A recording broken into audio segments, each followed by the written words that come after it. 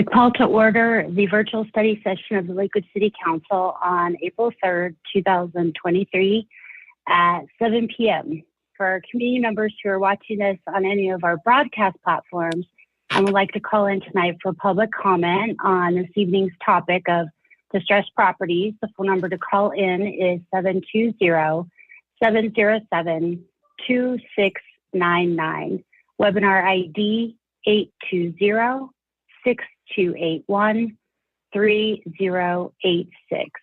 You'll press pound after entering the webinar ID and then press pound again one more time to join the meeting. Once in, press star 9 to request to speak, and you'll be prompted when to speak during public comment. And then to unmute yourself, pressing star 6 will unmute so we can hear you. Will clerk please call the roll? Mayor Paul is absent. Mayor Pro Tem Strom. Here. Councilors Abel. Here. Franks. Here. Jansen.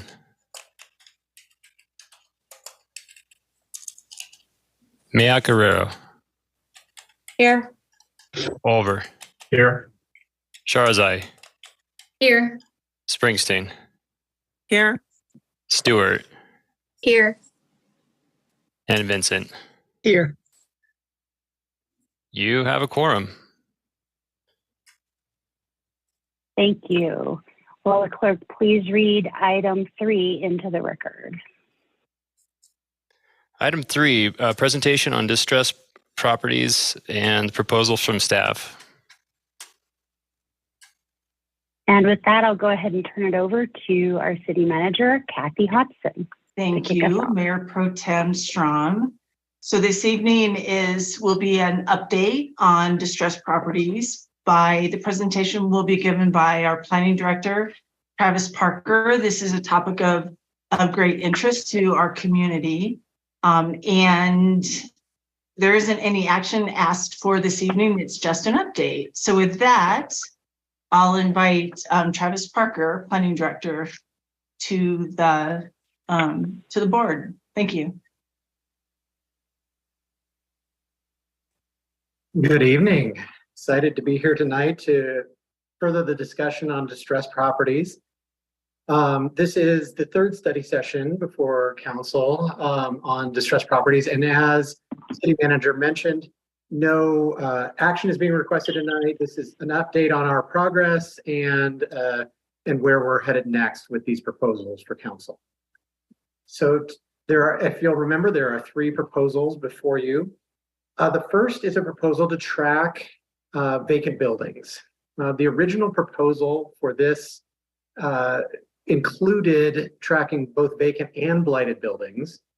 We've taken the blighted building portion of this proposal out of the proposal because you will see in the coming month a new ordinance to regulate, to adopt the International Building Maintenance Code. That will give the city the structure, the regulations, and the enforcement mechanism to handle degrading, deteriorating buildings across the city. So this proposal, as it stands now, is just to track and regulate vacant buildings alone, as the blighted buildings will be taken care of in that future action. In terms of vacant buildings, the idea is to maintain a running list of vacant properties in the community and encourage the redevelopment or occupation of those properties. We are still working on a legal method of penalizing long-term vacancy. As you're aware, in Colorado, there are some challenges to implementing new taxes, and there are some legal hurdles to new fees and fines. So we're finalizing exactly what the penalties for long-term vacancies will be, but that will be part of an ordinance that we bring you in the near future that will involve the tracking and penalization of long-term vacancy. The second proposal that we had talked about in the past months were property purchase. This was originally characterized as a land banking program. That was an error on our part. Our intention was never to create a full land bank Land bank has the connotation of long-term holding and maintaining of properties. That's used when the city wants to get into the housing game and the commercial real estate game and maintain and hold properties for a long period of time. That was never the intent of this proposal. The intent of this proposal is to create a procedure for staff to purchase and put out for redevelopment troubled properties. So properties that landowners aren't able to move themselves or have difficulty with disposing of. The city could come in, purchase those properties, clean them up, and put in an RFP for redevelopment of those properties. As you can see on the screen and read in the report, some criteria of this program would be willing sellers, not going significantly over market price for these properties. And, the purchase and resale of these properties would have to further city goals, including, redevelopment of blight, improvement of neighborhoods, and provision of affordable housing. The final proposal for discussion tonight is the creation of a revolving loan for property cleanup. The idea here is short-term, 1 to 2 year loans, low to no interest, to property owners or property developers to clean up the sites. So for a property that's intended for sale, this could be used to tear down a building, grade the site, get it ready for resale, and then the city would be paid back when the sale takes place.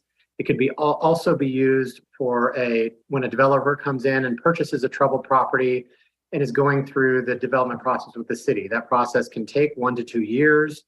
And so rather than waiting until all of the applications and permits are approved to tear down the building, the city could loan that developer money up front to tear the building down, and then get paid back when the construction loans come through upon issuance of permits.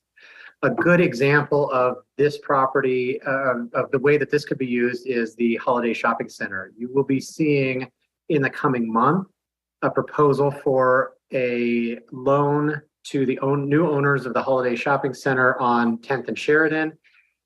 We anticipate that will be a pilot that we can track to monitor its success for this eventual general program of loans to developers and property owners. And in terms of timing, the vacant building ordinance should get to you first. We expect to bring that to you around June of this year. Property purchase ordinance, we hope to bring to you in August of this year. And the revolving loan ordinance, as I said, will monitor how it works with the Holiday Shopping Center property, and then plan to bring you an ordinance for general application around the end of the year.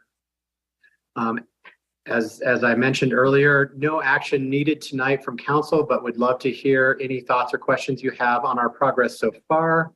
And I'm available to take those questions.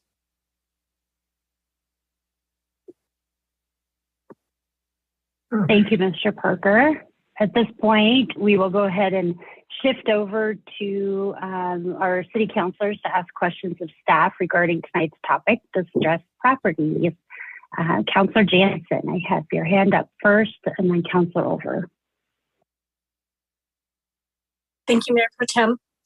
Thank you, Travis, for that interesting presentation. I have a question on the loans. So when you say payback, are you going to be taking out a second on the mortgage? How does that work? I think that the way that it works is it's a lien on the property. A lien, okay. So a second or a third. Yeah, I don't know the proper financial term, but yeah, we would have a lien on the property that when that property changes hands, or prior to us giving them a C of O for new development, that lien would have to be satisfied. Okay, and then on the Holiday, you said you're going to go ahead and give them a loan? No, ED is going to come to council and talk to you about the possibility of giving them a loan. So council will have to give them a loan. That's what I thought. Thanks. Okay, thank you. Councilor Over. Thank you. I have a couple of questions, at least for round one. On the vacant buildings, who's going to track, or what department? I mean, who it sounds like somebody has to walk up to the windows, look inside, and I wouldn't be willing to do that. And I'm not so sure a lot of our employees would want to do that either. So is it the police that are going to have to do that, or? So definitely in that proposal, code enforcement will be involved, probably in the determination of vacancy. I don't know if their staff will actually be the ones maintaining the list, or if that will fall into planning or economic development. But yeah, definitely code enforcement will be involved. Okay. Okay. So then moving on to property purchasing, where does the money come from? What fund are we coming up with there? Is it an economic development fund? Is it sounded like it before? Currently, the idea would be, yes, to take existing economic development dollars and set those aside into a fund for this property purchase program.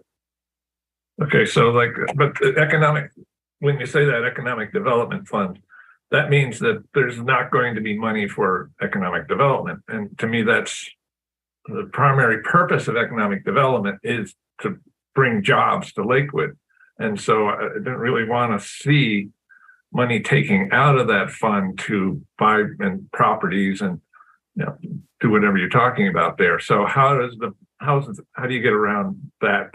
Well, two things. So there is continuously new money coming into the economic development fund. So they meet their needs with their annual assessments coming in. And secondly, I think they will tell you that this is an important aspect of economic development, is in taking these old blighted properties that are having a detrimental effect on their surrounding and putting them back into positive economic use, getting them in the hands of a property owner to institute a economically viable use. Right. I'm not sure I agree with that completely. I think I'll talk to our economic development director a little bit about that, but my first hunch is that economic development money should be going to getting more jobs and not making things prettier. And that's what I'm going to call that. As for the loans, okay, you said that we're going to cover our loans by having liens on properties, but that might not work. Who is going to determine if a loan is going to be safe? Because we don't have bank officers as part of staff, and that is a job in and of itself. When you're out there looking for a loan, you've got to jump through a lot of hoops to get a loan from a bank or a small business administration or et cetera, et cetera. And so it sounds like quite a bit of work for us to be out to giving out loans. Right. So these loans are only in very unique situations where the payback will be sort of automatic in the process. One situation where a property's intended for sale, in which case the city will be paid back when that property sells. That'll be a condition of the lien, right? And then the second is when a new developer purchases one of these distressed properties and files an application to redevelop, in which case the payback will be conditioned on when they get their permits. So, they'll be going through this 1 to 2 year process to get their permits approved. When that happens, they get their financing, the city gets paid back then. So these are not situations where the city's really running a risk of not getting our money back. Right, but there'll be a small risk, at least. There always is a small risk that something's going to go wrong there. And since you're going to bring up the Holiday Shopping Center down the road, there was a few things I had about that, but I think I'll wait. But I didn't know there was new owners, for one thing. So there's new owners and they're going to redevelop the shopping center into a shopping center, or is it that I think I saw something about just tearing everything down and putting in maybe a multi-family building with retail in the bottom? One of those things. I believe that is the plan, and you will be hearing more about that in the coming month from Robert Smith as he comes forward to talk about the plan for the site and the potential for a loan to get the existing building torn down. Great, thanks a lot. Councilor Abel.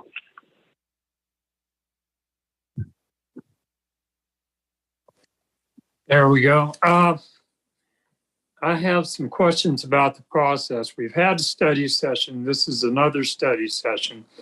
But then it would seem that each of the next steps also would warrant study sessions of their own. Is that the plan? Study session for each of those topics, and then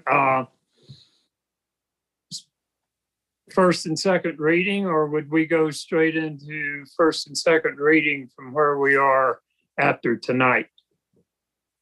Well, we are in the process of drafting ordinance language for these, and the plan had been to bring them forward for first and second reading with, opportunity for public comment on those ordinances. Unless we get, different direction from council, we're happy to handle it however you all would prefer. I might note that every time we do that, we wind up getting bogged down or getting last minute amendments thrown at us. Especially since we're going to be talking penalties and using city revenue for loans for good purpose. But it seemed to me that the details of each of those would be better arrived at through a study session than on the fly on second reading, because we can't do anything on first reading. Responsive? Yes. Yeah, thank you. As Travis said, each of these proposals need some more work and need some more refining. And we have learned that to the extent that we can be as final as possible before we go into second reading, as it relates to communication with the public, I think there's a higher level of comfort when this has all been worked through. So, and the details have been worked out. So this will, after we hear from you this evening and just get a sense for what your thoughts are and what your concerns are, we'll be able to kind of stake out what our next steps are. But certainly agree with you that to the extent that we can be as final as possible before second reading, it allows for some real assuredness on behalf not only of council, but certainly of the community. Yeah. And so thank you for that question. And also, while I have the floor, I want to mention that we will have a presentation just next week on April 10th as it relates to the Holiday Shopping Center investment at 10th and Sheridan. And that presentation will be given by our economic development director. So that's just next week coming up.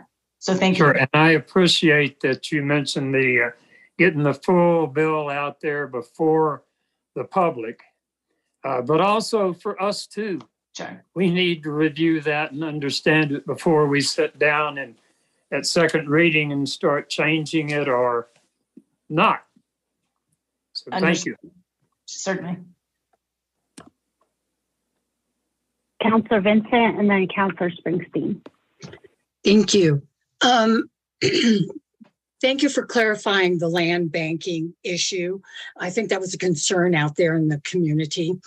And second, I mean, of course, I have a focus on the 10th and Sheridan area. I'm very familiar with that. My understanding is a lot of the, and correct me if I'm wrong, that a lot of these loans will be given as the people are waiting for their permits because they can tear down the property while waiting for those. I know that's been a concern in this issue, in this particular area. Am I correct in that? That's actually, yeah, that's true. And I expect that if we create this program, that'll be the primary use of this loan. So just as background, the way that the development process works is the bulk of the financing for a new project isn't available to the developer until they have their permits in hand. So the money to tear down an old building doesn't come until after they've gone through all the city processes. So traditionally, the developer buys the site and then they're sitting on this building for a year and a half or 2 years before they have the money to tear it down. And that can lead to a lot of code enforcement issues, homelessness encampments, et cetera. And so I think a good use of this revolving fund would be to loan them the money up front and have that building, have that site cleared for a year and a half or 2 years instead of sitting there empty. Thank you. And I think one thing too that maybe the public needs to be aware of is that oftentimes when these are vacant, even though they have fencing around them, et cetera, there's an awful lot of police calls and a lot of code enforcement calls and break-ins and things that go along with that. So I'm glad this is a piece of this whole vacancy thing. So thank you. Councillor Springsteen. So, I mean, the way I see this is appropriation of public funds to private entities. And, when we're discussing in particular 10th and Sheridan, my understanding is we're looking at about $1 million out of the only 9.5 million that we have for economic development. So that's 1/9 of our total funds for this tiny little block of area. And, the city has already given them a lot of breaks. We blighted it for them. That gets them around, it exempts them from needing allocations.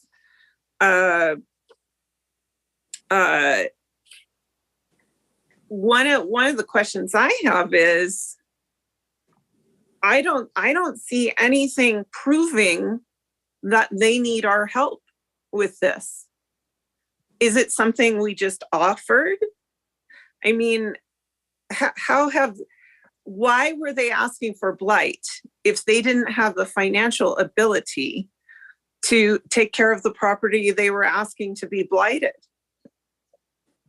What have they done to prove to the city that they don't have the financial means to take care of this themselves? This sounds to me just like a handout. And I don't really understand that.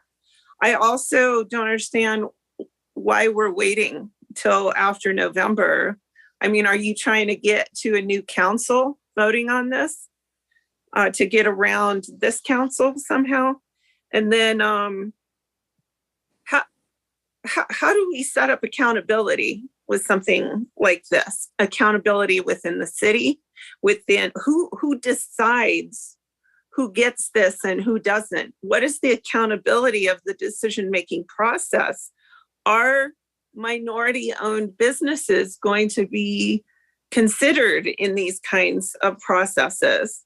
And how do we avoid? Councillor Springsteen, can we stop for a second? I lost track of your questions. I'm sorry. Mr. Parker, do you know I'm where sorry, you are?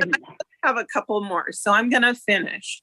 Councillor Strom, don't act like Adam Paul. I'm not acting like Adam Paul. I want to make sure that we get your questions don't be answered. rude and act like Adam Paul.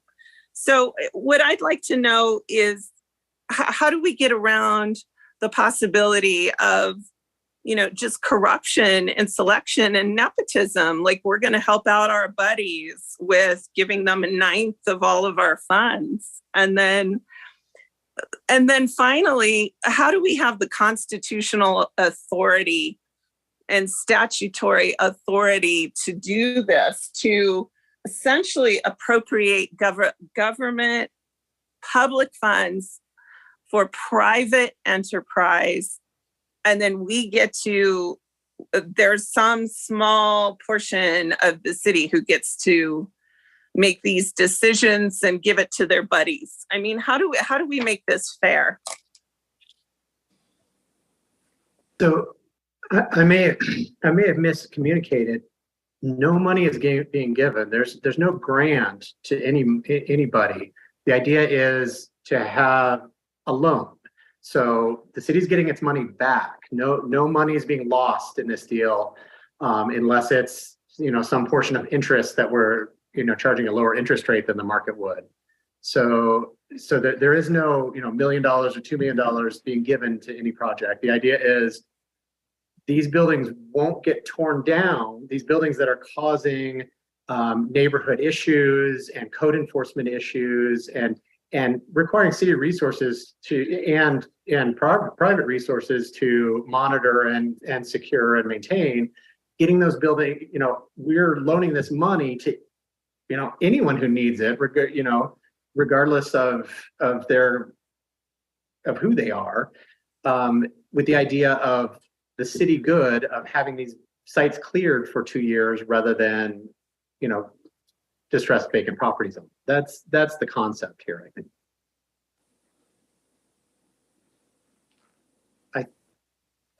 I don't know that I caught all of the questions. Does that cover the general question? Well, I mean, I think the general question is how do we assure accountability and that this isn't taken advantage of, be it a loan or whatever it is? I mean, how do we assure that we're not in a situation of nepotism? And my main question was, how have the folks who purchased that property proven to the city that they need this help at all? How have they proven that to you? Well, you're certainly going to hear next week the story of the property that is being proposed as a pilot for this, right? And the background of that property. And I think you'll hear from both the economic development team and the property owner about the fiscal realities of how these things are paid for.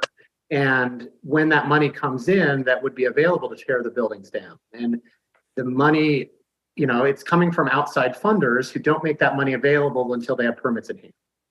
And so what this loan program is really trying to do is cover that 18 to 24 months between when that entity owns that property and when they'll have the money to tear the building down. And that's going to be universally true. That developers as a rule, aren't self-funded. Does that make sense? Well, I guess so, but didn't we blight this like 18 months ago already? Or it's been at least a year, hasn't it? I don't know, was this property individually blighted or was it in the LRA? It was individually blighted, I think, over a year ago. So they should have the funds by now. And that's what I'm asking. So how have they proven to you that they don't? So the funds for development don't become available until they have a permit in hand. Everything that they do at this point, the paying, architects to put together plans to be reviewed, that's all self-funded. That's the money that they put into that. Improvements on the site and ultimately construction and deconstruction and other things, that's what they've got outside funders for. That, again, that money isn't available until they have permits in hand. When will they have permits? I mean, the permitting process is a year to 2 years. So, and they're at the very beginning of that process. So we're talking, and you'll get more exact figures next week. I don't know them off the top of my head, but again, you're cutting, the city council would be cutting 18 months off of a building's life, a deteriorated building's life by having this sort of loan program. Okay, thank you. Thank you, Mr. Parker. Councilor Sharzai. Yes, thanks. I had some questions around just reviewing some of the public comments that we saw on this topic and just better understanding some of the examples that were given around fees for vacant properties. I know that I believe Councilor Abels talked about this at length before, but is there an opportunity for us to consider this? Who's to say that people won't just continue to stay on this waiting for a private purchaser? I guess I want to understand how we've seen a lot of vacant properties that just remain vacant. The property we're talking about right now is a great example of that. How do we motivate people to move quicker on these?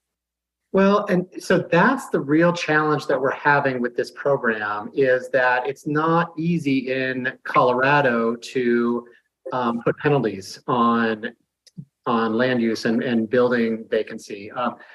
We've talked before about the best example we're aware of this sort of policy working really well is in Washington, D.C., but they use a tax there to do it. So if a property is vacant for 2 or more years, they have to pay triple property tax. And that's a huge disincentive to leaving your property vacant. We don't really have that option here without going to a vote of the people. So we're working on probably less effective ways, but we're going to do our best within Colorado law to propose some penalties on long-term vacancy.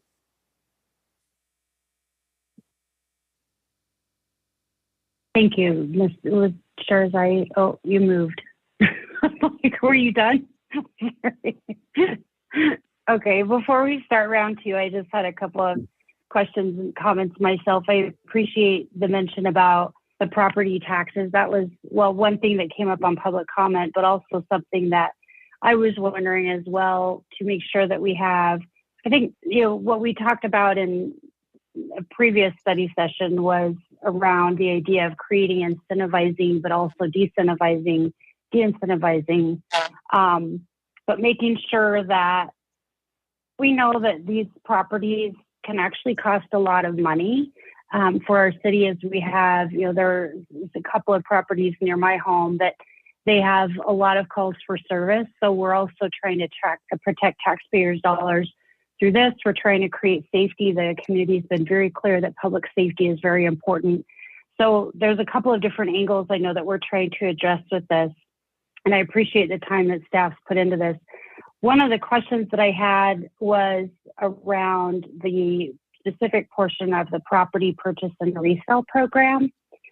Looking at number 4B specifically, well, there were a few, and I apologize, this was the only one that I really wrote down, but looking for, and there was a comment, and at least one comment in the public comment on LakewoodSpeaks.org about more specificity. And looking at 4B, my thought was, I felt like that one needed to be tightened up a little bit.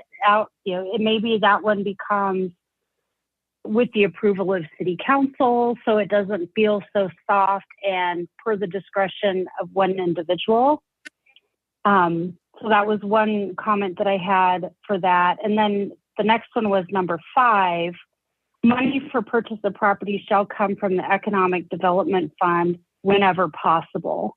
So question there becomes, are we then talking about funds coming out of the general fund if it's not available in economic development, or do we put a hard code stop on it and say until money is actually available in economic development funds, we're not doing anymore? I think there needs to be some more clarity about that.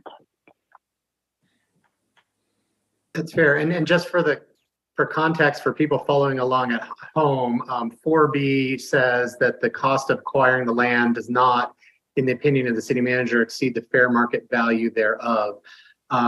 Yeah, I think the idea there is, fair market value is a moving target at all times. One thing to keep in mind is staff and the city manager are just entering into a contract. Ultimately, city council does have to approve in any property purchase, right? So it is going to come to city council, who will make the ultimate decision of whether too much or too little is being paid for this property. So I think that's an important piece, but we can certainly work on language there to maybe put some more definition around fair market value. And then in terms of economic development funds, I think the same thing would apply. I think that the way this would be written was that in terms of the program that were created, only economic development funds are available, and we'll take the economic development funds to see this property purchase program. That's the bucket that staff has to use to go under contract for properties. If staff is looking at a property that exceeds that bucket, then it's going to involve a trip to council to say either additional economic development funds or general funds or some other funds for a particular property. Okay, thank you. That was all of my questions. So we now start. Did we have any more questions for round 1 for counselors who've not asked yet? Okay, so we'll start round 2, and I apologize, I didn't keep good track as you guys, as hands are popping up. I think we went in order of Olver, Jansen, and then Abel. Okay, all right. I do not have a question right now, but I do have some comments for all the future presentations, both for Mr. Parker and for our economic development people, in that I really like to follow the money trail. And I don't believe that council is getting enough information with the presentations we've had in the past. Even, for instance, a year ago, we had we approved money to buy 3 parcels for parks. They're all along Bear Creek, the stream, Bear Creek. It's along Bear Creek. But anyway, we went into that and we approved the purchase, but we didn't know how much money we had. We didn't know what account it was coming out of. We didn't know what other options we had at the time. And then, and so those are the numbers I want to see going forward for pretty much everything we do financially, like what you were just talking about. And just like recently, the Lakewood Reinvestment Authority approved purchasing a motel. Again, we didn't know how much money we had. We don't know how much the recharge rate is, how much cash we have coming in. We don't know exactly where it's coming from. I actually, by the way, assume our more veteran counselors do know some of those numbers, but I don't. And I'd like to know to make a well-informed decision. Let's see, we don't know what things are going to be worth later on. I know for that recent one, the motel on Alameda, Councilor Jensen asked, what's that land going to be worth after we tear down that motel and turn it into a dirt lot? And the answer came back, we don't know. That's a very accurate statement. We don't know exactly. But if we're spending $4 million, we should be given a good ballpark estimate of what it's going to be. And in that case, it's a question of what we're going to spend, lose. I mean, we're doing that to fight blight. And if we do that, we should know what the cost is, or at least close. And so I'm asking for in future presentations that we get more numbers and where the money's coming from, where it's going, what other things we're looking at, what our exposure is, what the risk is, those kind of things. So thanks very much. Councilor Jensen. Thank you, Mayor Pro Tem. So Councilor Springsteen did bring up the Constitution. And how are you going to get around our Section 1, Article 11 of the Constitution, which you just talked about Colorado law. This is a Colorado law. And it says, pledging credit of state, county, city, town, or school district forbidden. Neither the state nor any county, city, town, township, or school districts shall lend or pledge the credit or faith thereof directly or indirectly in any manner to or in aid of any person, company, or corporation, public or private, for any amount or for any purpose, whatever, or become responsible for any debt, contract, or liability of any person, company, or corporation, public or private, in or out of the state. How is that going to, how is this demolition loan program going to work with our Constitution? I'm not prepared to speak to that, but I will get an answer to you in conjunction with our legal staff before we come back. Okay, thank you. Councilor Abel. Thank you. That was a very good question, Ms. Jansen. Also, the way that we have protected ourselves in the past in judging who to loan money to is by requiring a qualified appraiser to provide us the market value figures. I would hope we will not get away from that at all. Also, and sometimes 2 appraisals is helpful. Pueblo has a vacant property registry, and they do charge a fee. I believe no matter what Tabor limitations require, if we recoup our costs of protecting the properties themselves and the neighborhoods around them, that it is not a Tabor issue.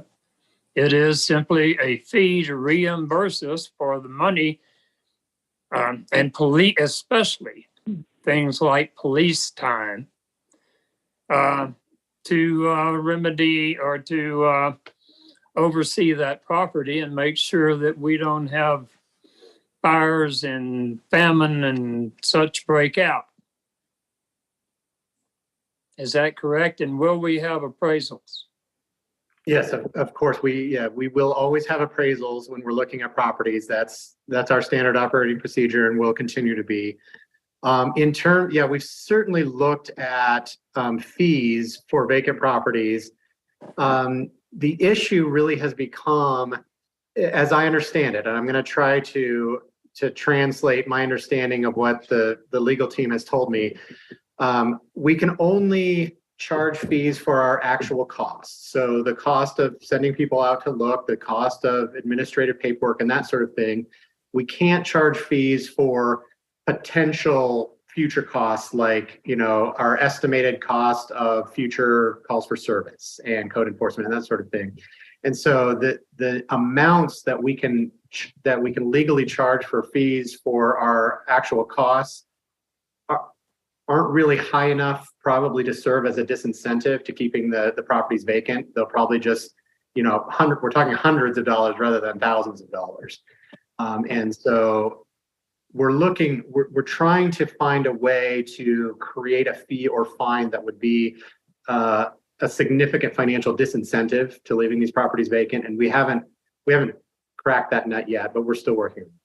Okay, and for the Sears store, for instance, what is it, 6-7 years being vacant? Hundreds of police calls, thousands of police hours. That's not small change, Mr. Parker. I think that we can, by tracking those expenses, and even in a look back, we can recoup a whole bunch of money for this city and make it uncomfortable for developers. Now, I don't want to charge, for instance, the Sears store owners have not owned Sears for long, so that would be taken into account. However, Sears shouldn't be getting off scot-free for the 10 or 12 years we spent keeping it above ground and uninhabited for the most part. Thank you. Councilor Springsteen, did you have your hand up again, or is this from the first round? Oh, yeah, I guess really maybe that was covered, but my question was whether we could do fees instead of a tax, and it seems like that's kind of what we were just covering. So thank you. Thank you. All right. Well, at this point, this is the point in the meeting where we will shift to public comment. So public comment on the topic that we are addressing tonight, distressed properties. Because this is a study session agendaed specifically to address this item, we're unable to accept general public comment about any other topics in this session this evening. General public comment will be offered again at the April 10th regular meeting that can be attended either in person or online. And of course, you're always welcome to submit a written letter or email before that time. I did want to also note that we do have 10 comments on this topic up on lakewoodspeaks.org. And for our community members listening tonight that would like to take a deeper dive on what was actually proposed, like some more of the specifics, those are available on lakewoodspeaks.org as well. There's a staff memo that gives some conversation around the background and potential next steps around this topic of distressed properties. It also includes a little bit more specifics around the vacant building proposal, property purchase and resale proposal, and the revolving loan for blighted property cleanup.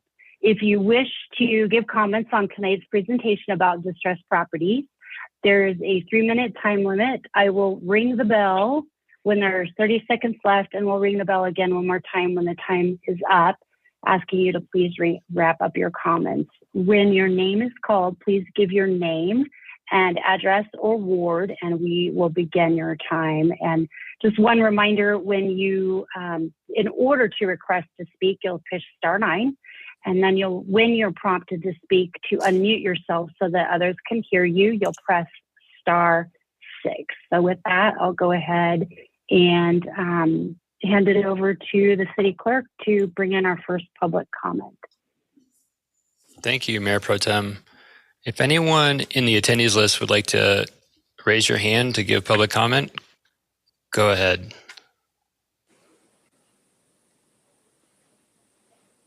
I am not seeing anyone jumping at the opportunity. Okay. All right. Well, then we will go ahead and shift over to the final item on our agenda tonight, committee and council reports. So for any council members that are chairs of committees, do you have any updates that you'd like to provide, or do we have any board meeting announcements? Councilor Franks. Mayor Pro Tem, I don't know if procedure requires you to officially close public comment. I was not sure. I just wanted to check on that. I think we need to officially close public comment first. Okay, we'll do one more check on public comment to make sure that we know whether or not we have public comment. And I do not see any hands up, so we'll go ahead and close public comment. And with that, transition over to committee and council reports.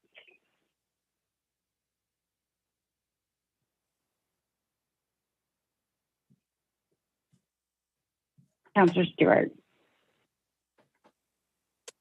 Thank you. I just wanted to give an update that the Legislative Committee met today to discuss primarily Senate Bill 23213, which is the governor's land use bill that was just introduced last week. We had some good, robust discussion. We have a lot of concerns.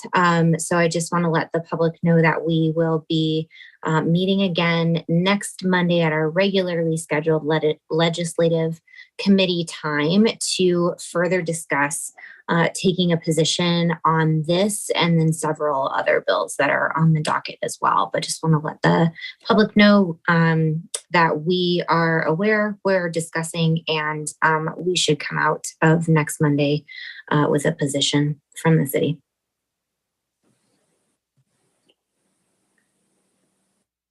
Thank you, Councilor Stewart. Councilor Over. Hello. Well, it's a quiet night, so I might as well say something about it. I'm our sister cities rep, or whatever you want to call me. I'd just like to get the temperature of the council. Is everybody happy with the sister cities that we have? I look at them, and there's basically four. There's Portsmouth, England. There's the one in Australia. There's Chester, England, and Stade, Germany. Two of those are coastal cities.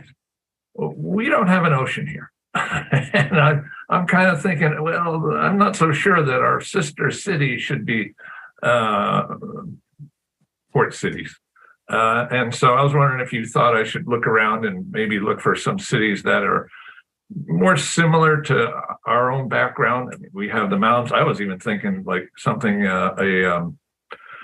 next to Salt Lake City, is take a look and see if there's towns our size, one of the suburbs of Salt Lake City. You know, that would be very, very similar to our own. And I think the one in Germany, by the way, is very similar. But the two on the coast, that's not our problems. You know, they have salt water. Yeah. Who knows what their problems are, but it isn't ours. Although it'd be fun to go there and visit them, I think. So if anybody has any ideas about something we could change, if you want to add some sister cities or talk to the sister cities, because I don't think we've done anything with them for a long time. I understand the one from Germany actually did visit here a few years ago, but I wasn't on council. So anyway, anybody that has any ideas, send me an email. The other committee I'm on is starting, well, I'm getting used to it. I'm the principal Lakewood rep for the Jeffco Community Corrections Board. And if you don't know what that is, it's a group of mostly law enforcement officials who meet once a month at least, and they vote on whether people who are in jail can go to our halfway house. And I've done a couple of meetings, and actually Councilor Vincent held this job for many years, and I guess did a great job from what I've heard so far. I've had an orientation with it, been in at least one meeting, and it's interesting. I mean, in the orientation, I said this. I said, how am I supposed to vote on letting somebody out of jail or not to go to a halfway house? How am I qualified for this? And because I'm not. It's pretty obvious. I'm not a law enforcement person. I haven't had a lot of experience in law enforcement. And the answer came back that it's just like our juries. It's just the jury of our peers, and we do the best we can. So that might get passed along to others of you down the road. I don't know. But there's not really anything to report there, and I probably won't make any other reports on that one.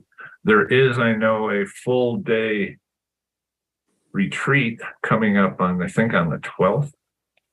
It's next Friday, not the one coming up, the one after. So I'll be attending that. Our alternate is Councilor Mayo Guerrero. I'm not sure. Are you attending that too? Okay. Part of it. Okay. So anyway, that's about all I have to report on right now. Good night. Thank you, Councilor Vincent.